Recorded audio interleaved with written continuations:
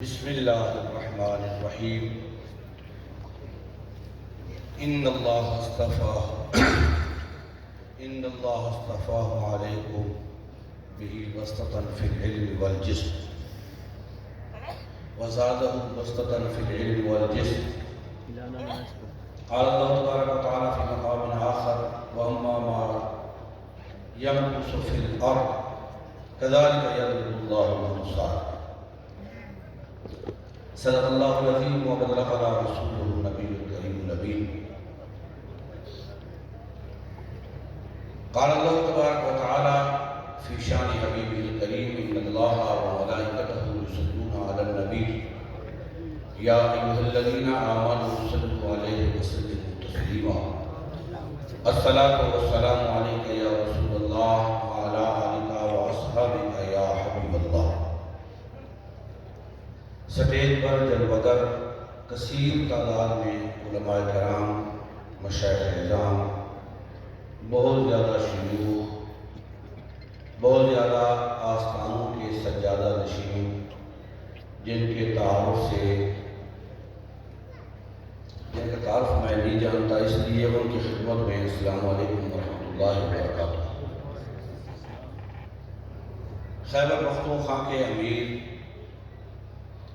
تحریک لبیک پاکستان مرکزی رکن شورا مذاکراتی کمیٹی کے ہیڈ استاد العلماء ڈاکٹر محمد شفیق امینی دامت برکاتہم العالیہ، جنوبی پنجاب کے امیر مرکزی رکن شورا حضرت پیر سید سرور شاہ صاحب سیفی دامت برکاتہم العالیہ، خصوص من خصوص بحضور صدر العلماء بدر الفضلاء سید الافاضل سند الاماثل المحقق الکامل شیخ المشائخ مجاہد ختم نبوت شہید ختم نبوت غازی کشمیر بحضور حضرت بابا جی محمد امین رحمۃ اللہ تعالی علیہ، آپ کی بارگاہ میں پہلی مرتبہ لب کشائی کا موقع مل رہا ہے. حاضری تو پہلے کئی مرتبہ ہوئی ہے. آپ کے اشعار قبلہ ڈاکٹر صاحب جب پڑھتے تھے ہمیں پشتو سمجھ نہیں آتی. آپ تو اردو سمجھ لیتے ہیں لیکن ہمیں پشتو بالکل سمجھ نہیں آتی. یہ حقیقت بات ہے. ڈاکٹر صاحب جب بھی بابا جی رحمۃ اللہ علیہ کے اشعار پڑھتے ہمارے دل میں کھینچے جاتے ہیں. تو میں نے ایک دفعہ پوچھا ڈاکٹر صاحب سے، آپ کن کے اشعار پڑھتے ہیں کہ ان اشعاروں میں درد ہے، سمجھ کچھ نہیں آتی لیکن دل کھینچے جاتے ہیں؟ تو انہوں نے بتایا وہ ہمارے دادا حضور ہیں، اور پھر انہوں نے بتایا ان کی خدمات کیا ہیں. پہلے ہم نے تو دیکھا نہیں ان کو، ہماری بدقسمتی ان کا زمانہ نہیں پایا، لیکن ان کا خون ہمارے ساتھ ہے. ڈاکٹر شفیق امینی صاحب کی صورت میں ان کی جرت کو ہم نے دیکھا ہے. اس سے پتہ چلتا ہے کہ وہ کتنے جرت والے تھے، کتنے بہادر تھے، کتنے مجاہد تھے. ہمارے یہاں مذاکرات چل رہے تھے، جب فرانس کے سفیر کو نکالنا تھا کافی دیر مذاکرات ہوتے رہے. روزانہ آتے مذاکرات ناکام ہو جاتے. جو کچھ ہم سے وہ منوانا چاہتے تھے ہم نہیں مانتے تھے، جو ہم منوانا چاہتے تھے حکومت نہیں مانتی تھی. کئی دن گزر گئے. ایک دفعہ وہاں پہ مذاکرات ہو رہے ہیں، جنرل صاحب بھی آیا، میں اس کا جان بوجھ کر نام نہیں لوں گا، ہو سکتا ہے کہ موجود ہوں، ان کے لیے مسائل بن جائیں. وہ جنرل صاحب نا غصے ہو گئے، غصے سے اٹھے، اس نے اپنا کوٹ اتارا اور زور سے پھینکا، یوں بازو چڑھائے. اس نے کہا تم کون ہو ہماری بات نہ ماننے والے؟ ایک دم امینی صاحب کھڑے ہوئے، فرمایا جاؤ پھر ہم تمہارے ساتھ مذاکرات نہیں کرتے ہیں. اس طرح میں پتہ چلا باقی کسی مجاہد کا خون ہے. یا رسول اللہ لبیک لبیک لبیک یا رسول اللہ لبیک لبیک لبیک یا رسول اللہ لبیک لبیک لبیک یا رسول اللہ لبیک. وہ بیٹا بیچارہ بڑا شرمندہ ہو کے گھوم کے دوبارہ آ کے اپنی کرسی پر بیٹھ گیا. پھر وہ آیا, تھوڑی دیر کے بعد وہ پاؤں میں بیٹھ گیا.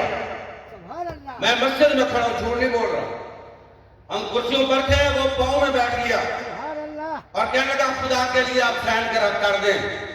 اس وقت وہاں پہ ایک بیٹھا تھا جسے ہمارے پنجابی کہتا ہے شیدہ ٹلی, آپ پہچان گئے, شیخ رشید.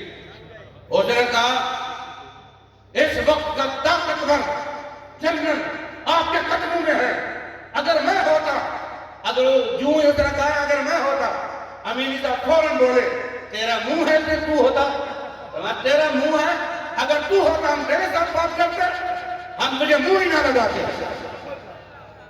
وہ خاموش ہو کے بیٹھ گئی.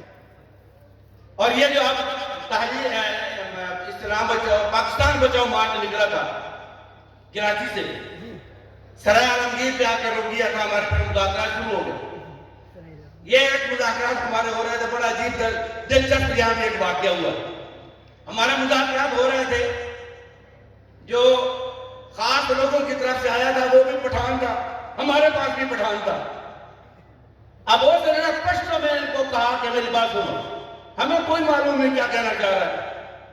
ڈاکٹر صاحب اٹھے چلے گئے, باہر گئے تو دونوں کی آوازیں بلند ہو گئی. ڈاکٹر صاحب بڑے غصے ہو گئے, پشتو میں اس کو گالیاں دینے لگے. اب ہمیں نہیں معلوم نہیں کیا ہو رہا ہے, ہم انتظار میں ہیں یہ آئے, ڈاکٹر صاحب پوچھیں کیا ہو گیا ہے. ڈاکٹر صاحب آئے, ان کے ہاتھ میں وہ معاہدہ تھا, معاہدے کو پھاڑ کے وزیروں کے منہ پر مارا, فرمایا جاؤ ہم تمہارے ساتھ کوئی مذاکرہ نہیں کرتے ہیں. اور اس ایجنسی کے بندے کو کہا جاؤ اپنے باپ کو بلاؤ, ان کے بہنوں کو بلاؤ, آ کر کے ہمیں گولیاں مارے, ہم یہاں کھڑے ہوئے. اس سے پتا چلا بھی واقعی وہ مرد کے اندر کیسا ہوگا جنہوں نے انگریزوں سے مٹھا لیا, جنہوں نے کشمیر آزاد کروایا, ان کی عظمت کو سلام پیش کرتے ہیں.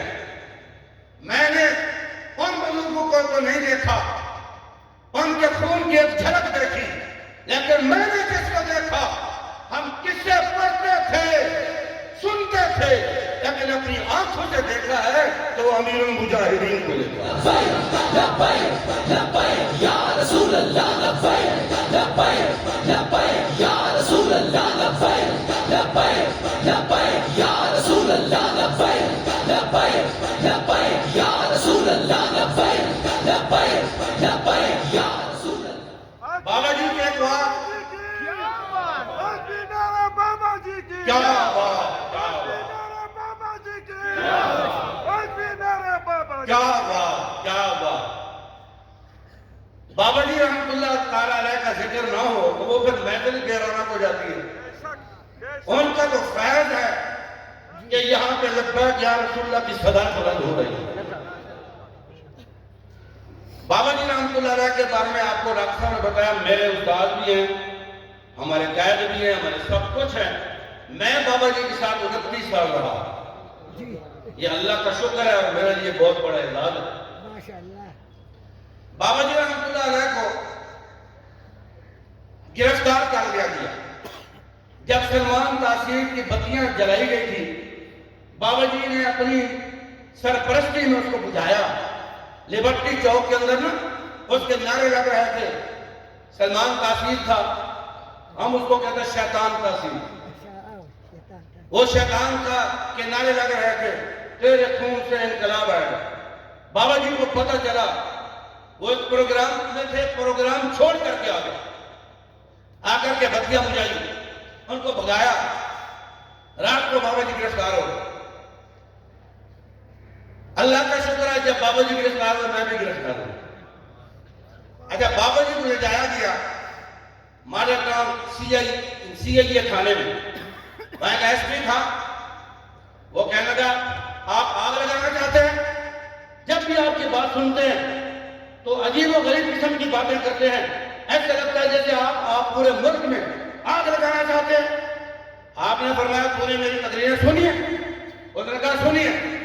آپ نے فرمایا نہیں, پتہ نہیں تو نے کیسی سنی ہے, اب میں آ گیا ہوں آمنے سامنے سن, ابھی میں آپ کو سناتا ہوں, لائق سن.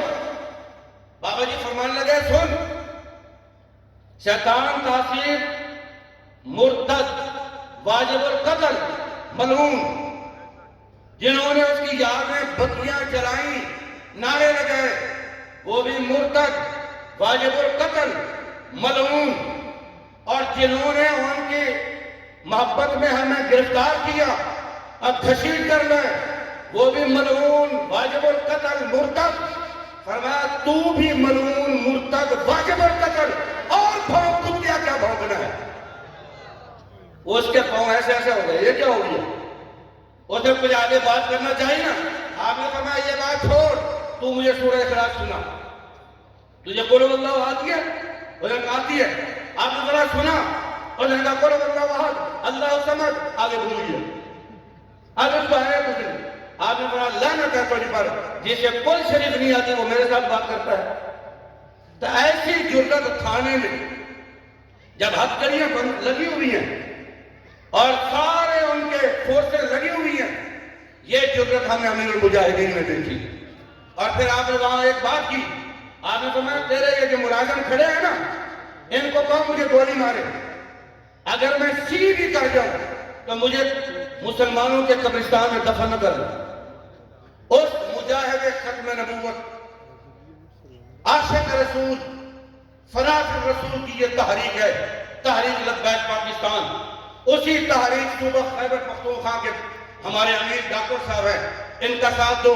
اگر آخرت میں شفاعت چاہتے ہو، اگر چاہتے ہو امیر المجاہدین کی طرح دنیا میں بھی شان ملے، آخرت میں بھی شان ملے، پھر اس تحریک کے ممبر بن جاؤ۔ اور آخری بات، یہ مدارس اسلام کے قلعے، یہ ہماری بقا کا ذریعہ ہے،